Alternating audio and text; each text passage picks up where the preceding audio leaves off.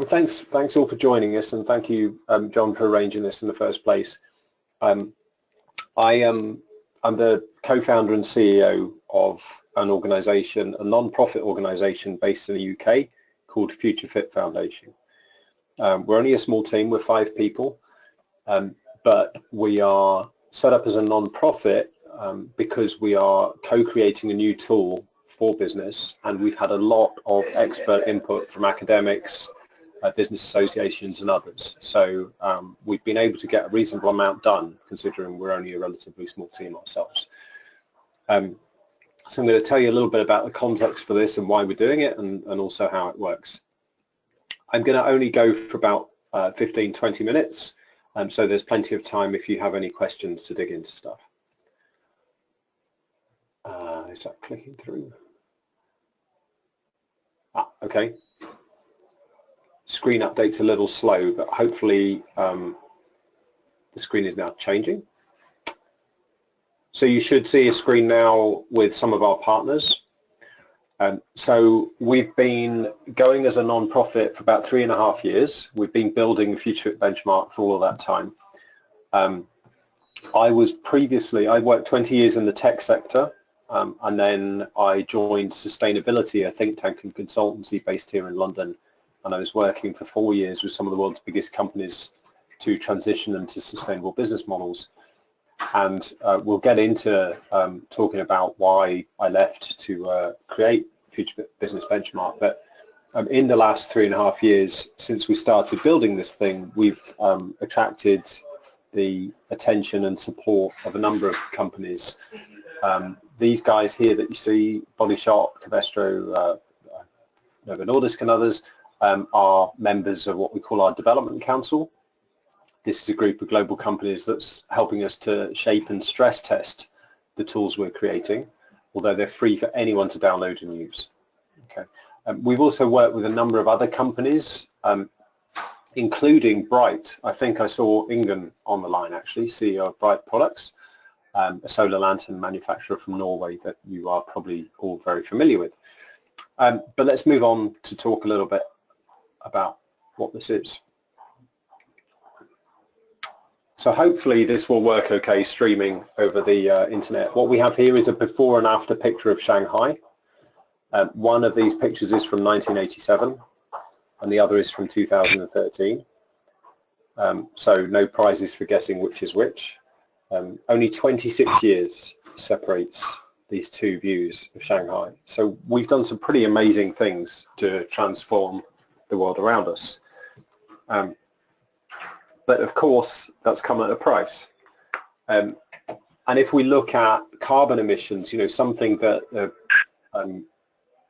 Global Off-Grid Lighting Association members are going to be very familiar with, the need to rapidly and radically change the way we think about climate change and reducing our emissions. And if we actually look at what needs to happen, the scale of what needs to happen, by 2100, by the end of this century, the per person emissions, okay, so per capita emissions, greenhouse gases across the world, need to fall to the same level that they were in 1850, okay, which is already a huge change, given the amount of travel and so on. But add to that the fact that there are now 10 times as many people on the planet. And you can see that we have to eliminate our emissions in about half the time that we've ramped them up to their current levels. So this requires a completely new way of thinking about our economy and the way it works. This is not simply about doing exactly what we did last year, but with slightly less smoke coming out of our chimneys. And this is a real challenge because, of course, climate change is a global issue.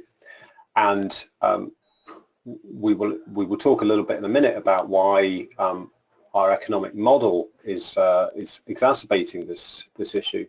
But the growth that we've seen, and there's been much growth in prosperity over the last few decades, but globalization and growth has fueled a very uneven growth in prosperity.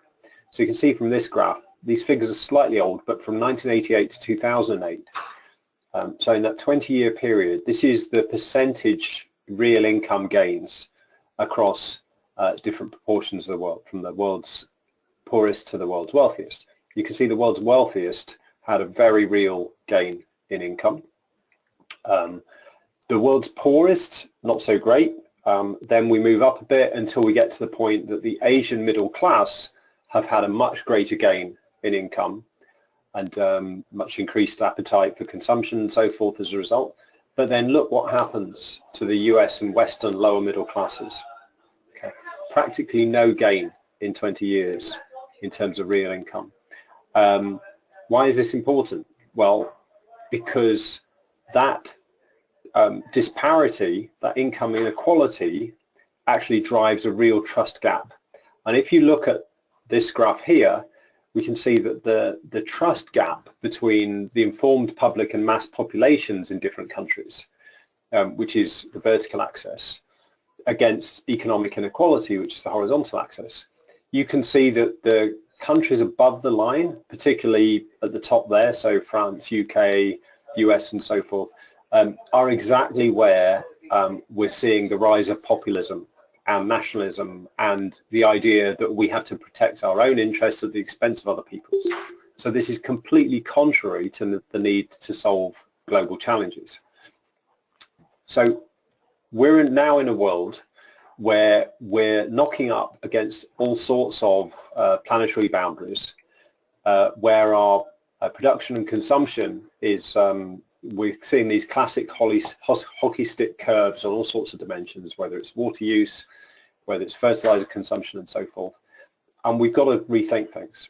And the challenge we've got is that our global economy is structured in a way that is exacerbating these problems rather than solving them. How does our global economy operate today? Well, very simple equation. All economic activity depends on moving people or things around.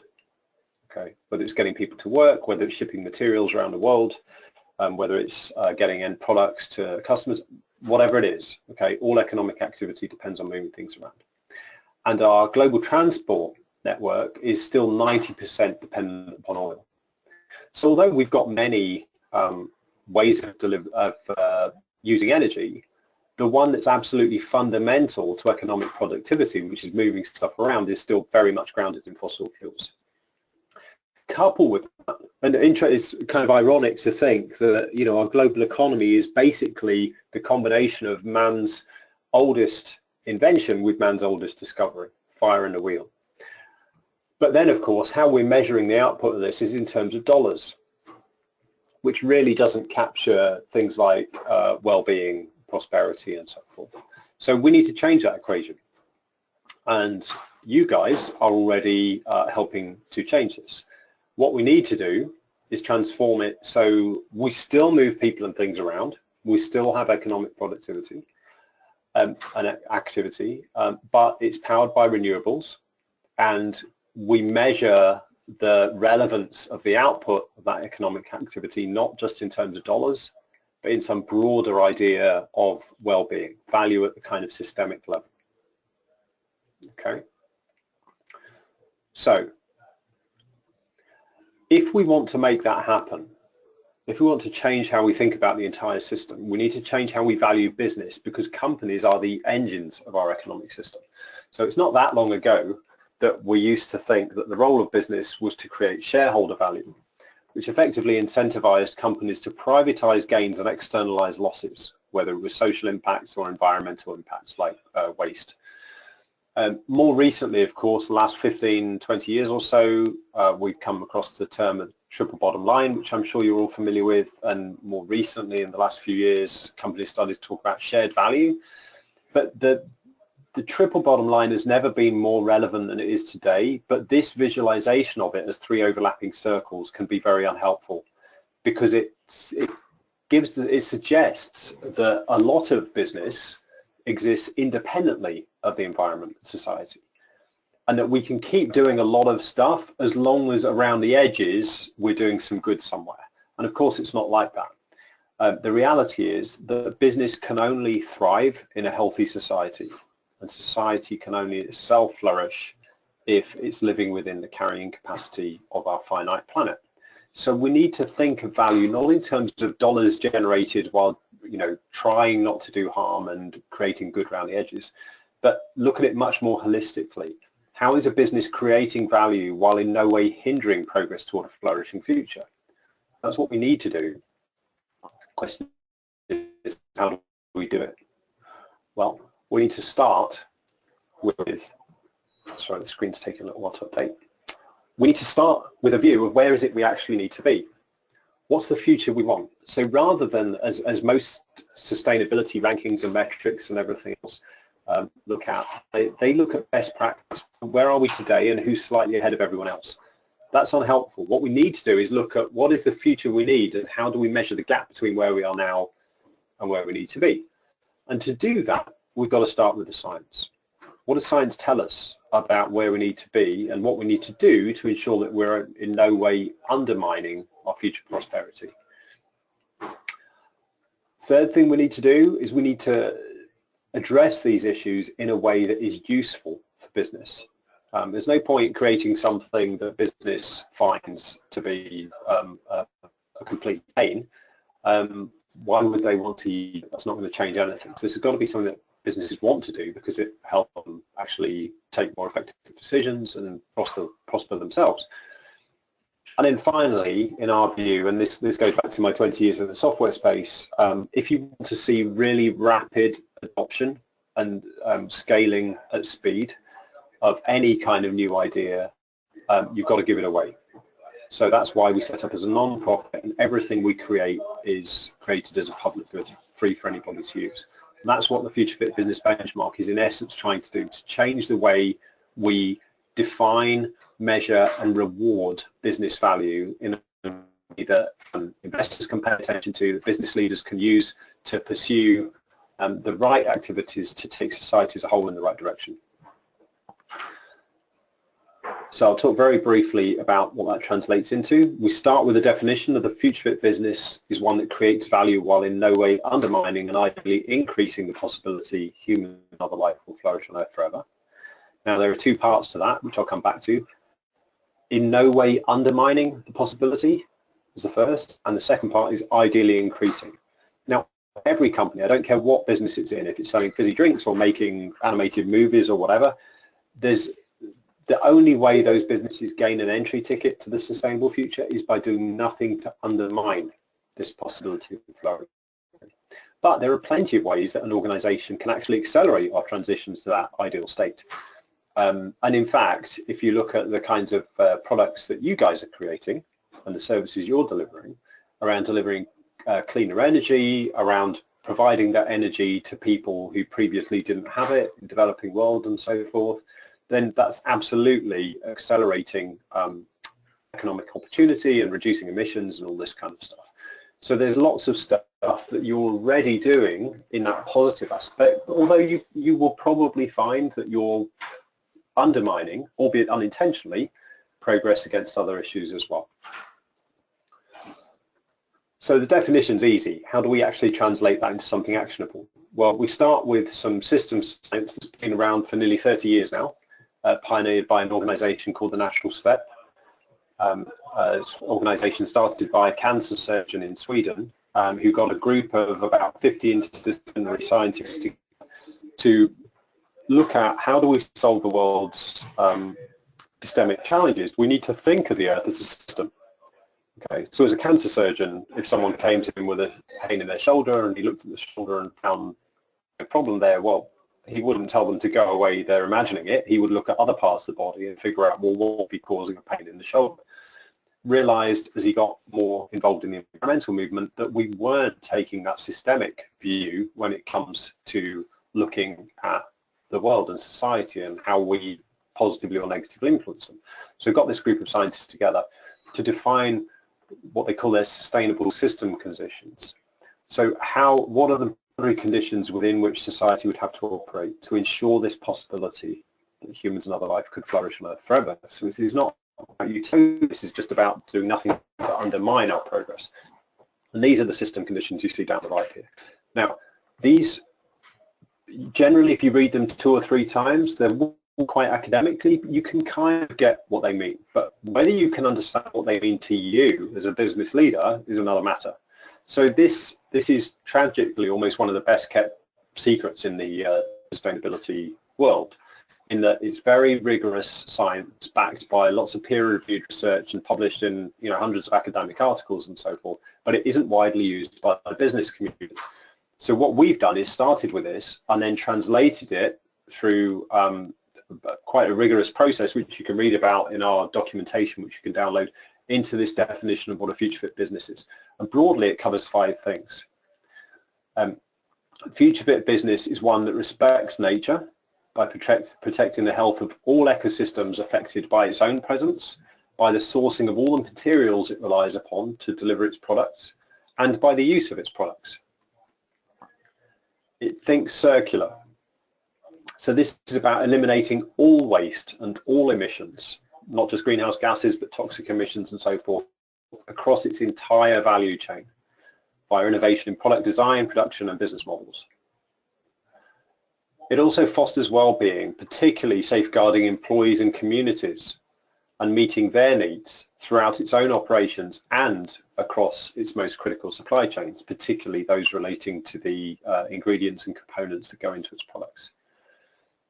Fourth, it empowers its customers by offering them products that actually have a low footprint themselves and that don't harm people or nature either during their use or at the end of their useful life. And finally, a future fit business acts fairly by behaving ethically, paying the right tax in the right place at the right time, and by using its influence not to lobby for less progressive legislation, but actually to influence in the best interests of society. Okay. Now, that should hopefully feel a bit more tangible to a business audience than the system conditions. But what we did in the course of our development was we actually turned that into a set of break-even goals. So what these effectively do is they define the extra financial break-even point for business. So not the financial break-even point, we know what that looks like. We know that if you make as much money as you spend, then you can, in theory, stay in business. And ideally, people want a healthy profit, but you're not going to make a loss many years in a row before you go out of business. But what's the equivalent for the social and environmental sides of the triple bottom line? Well, that's what we've defined here. So this is the extra financial break-even point for business. There are 21 of these goals. The first release of the benchmark with all of these goals and a corresponding set of indicators to measure progress toward them was launched in May of last year. And that gets to the do no harm state that we talked about. But as we mentioned, there are already a lot of companies in a lot of industries, and in particular the GOGLA members, who are already actively accelerating progress towards a flourishing future through their products. And so release 2, which we're working on now, which will be released in September, and we will have a public draft before then, will enable you to measure progress not just toward break-even, but beyond that towards breakthrough solutions. And this is explaining all of the ways that a business can create system value even before it reaches break-even itself within its own supply chains by taking breakthrough actions to positively influence the broader socioeconomic system. So I'm going to wrap up so we've got plenty of time for questions. But just before I do, one question we get asked a lot is, well, what does this all mean with the SDGs? Don't the SDGs give us a clear destination to aim for? Well, yes and no. I mean, it's great that the world's governments have come together and agreed on an aspiration for where we need to be. I think the SDGs are fantastic in that regard. And, you know, no one can argue with the idea that we need no poverty, zero hunger, quality education, and so forth. That's great. But, of course, the challenge is these are not really focused, and nor are the 169 targets that underpin these SDGs. These are not really focused on a business audience. It's very hard to see how what you do as an organization might be contributing to these SDGs. And we're seeing a worrying trend where quite a few global companies are looking through these 17 goals and the 169 targets until they find something that they've got, one of them that they've got something good to say about. And they say, great, we found 3 things that we can say that are positive, that's our SDG strategy. And that's missing the point. That's not about actively working towards solving these challenges. So how can you make sure you're authentically responding to the SDGs? Well, what we've done with the benchmark, the Future Fit Business Benchmark, is we've mapped all of our break-even goals that help you understand where you'd cause no harm against the SDGs. So what this enables you to do is not only look at where you think you're having a positive impact, it also helps you identify where you might inadvertently be having a negative impact. So for example, if you're only bringing your products to market profitably by paying your suppliers such low amounts that their employees are not being paid a living wage, then you're actively contributing to keeping those people in poverty. Okay, it's one example.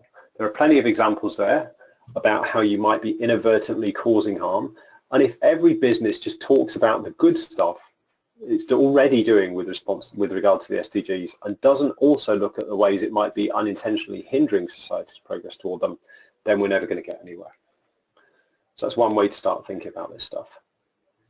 So just to wrap up, in summary, the benchmark provides you with a clear long-term destination to aim for in terms of extra financial performance that is not just about saying that you're slightly better than your peers based on an unsustainable status quo. It can highlight where you're already a sustainability leader and where you already have a decent story around the positive impact you're contributing to society. It can help you shape and articulate your contribution to the SDGs. It can guide core business decisions. So because we've got not just these break-even goals, but we've got indicators to measure progress toward them, you can see the gap between where you are now and where you need to be. You can decide which goals are most important for you as a business, and you can figure out where to prioritize to close them. And finally, it can really help give your story for the impact you're having on the world authenticity, because it's grounded in this best available science, to really engage and excite stakeholders, whether that's customers, whether it's prospective employees, and so forth. And I will stop there, and hopefully a few of you got some questions. Thanks, Jeff. That's fantastic. I think I'll just open up to questions first, and then otherwise I'll certainly got a couple for you. Maybe I'll just start. I mean, basically, okay. I mean, in our industry, it's still relatively young. A lot of small companies who are struggling to break even on a financial scale. So I suppose one question I'd have is, what would be the elevator pitch to a CEO whose daily job is to try and keep their head above water, or the elevator pitch for one of their employees who's trying to convince the CEO to actually just say, hey, this is something that you can do and it won't hurt your bottom line, it'll actually improve it? Well, I think The Economist said a couple of years ago that the only thing we can be sure about in the next 20 years is that we can't be sure about anything. That the system is changing so rapidly through disruptive technologies, through increasing inequality, through starting to see the impacts of climate change and so forth. How do you make your business resilient to potential shocks that are going to come its way? And how do you actually capture new opportunities that those changes in the system present? And you can't do it through incremental thinking. If you base all of your business decisions on what you've done up to now, it's like trying to drive by just looking in your rearview mirror. What you need to do is have a clear North Star and a way to steer towards it. Now, no one's expecting that you change everything you do and drop everything you're doing overnight. But if you are pursuing the right things, chances are you'll be more resilient to any new legislation that comes in, any changing consumer expectations about what a company does that's good and bad, and so forth. So really, this is why we avoid the word sustainability. This is not sustainability in the sense that this is a sanitation exercise that you just have to do and it's a cost of doing business, just like not killing your employees. This is actually about making your business fit for the future. Fantastic. Okay. Just seeing, is anyone on the line got any questions for Jeff while we've got him? Don't be shy. Oh. Chris Muller here. Hey, Chris. Very good presentation, Jeff. Thank you very much indeed.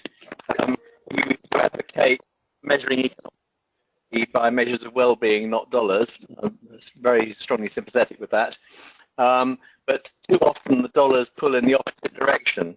And I'm wondering what the response of the finance industry to your message has been, whether they are beginning to take this on board, or whether you think that mechanisms like the carbon trading are actually going to provide enough correction to make the well-being and economic measures align. Yeah, good question. They're not enough because they're not being adopted quickly enough. I think if we did have a global carbon tax that put a meaningful price on carbon, that would help a lot, but we haven't. Also, that would help address the carbon issue. There are plenty of other issues, as you mentioned. The trouble is, I gave a longer presentation in Norway last week on how we actually need to reorient our entire economic system, and how you need to do that by starting with what's the goal, and the goal is to maximize value, and what we need to do is redefine what we think of as value, because GDP just ain't it. And of course, you're right, the finance industry is just like the rest of us, working within a system which is pursuing the wrong thing. So how do they respond to this? Well, there are really two reactions. The first thing is that they say, this is absolutely great. One pension fund. So my co-founder is an ex-investment banker who was 12 years in that world. Right? We from day one, this has been about how do we influence and steer mainstream capital towards businesses that are more future fit. So the good news is that in banging on the doors of all these pension funds and talking to them, they love this concept. And the reason they love it was summed up by one Swedish pension fund, which actually said this is like the Goldilocks zone of non-financial metrics. And when I asked him what he meant, he said, well, at the one extreme at the moment, we've got things like the Dow Jones Sustainability Index that tries to give us one magic number saying how sustainable a company is, which tells us nothing useful. So, you know, what does it tell us that Michelin is 81% sustainable versus Pirelli being 83%? Are we really going to change where we put our money based on that? No. And at the other extreme, you know, rather than this magic number, at the other extreme, you've got organizations like MSCI and Sustainalytics, which provide environmental and social governance data on all of the world's top 4,000 or 5,000 companies, who have about 300 or 400 indicators, metrics, for each company on all sorts of things. And they say, do whatever you want with that data. And pension funds typically have one person, if that, sat in the corner of the room whose job it is to help everyone else in the organization invest responsibly. So how do they make sense of that stuff? So when the guy said it was like the Goldilocks zone of metrics, what he meant was, you know, if we've got just 24 metrics that help us pay attention to the things we think matter most, whether it's climate change or people being paid a living wage or water scarcity and so forth, that's the kind of thing they can start to factor into their models. So that's the good news. And that takes me to the second reaction that people in the finance space have, which is, as I say, this is great, but when can we have the data? Because these guys can't do anything to factor this stuff into their models until they actually have meaningful data about this. Right?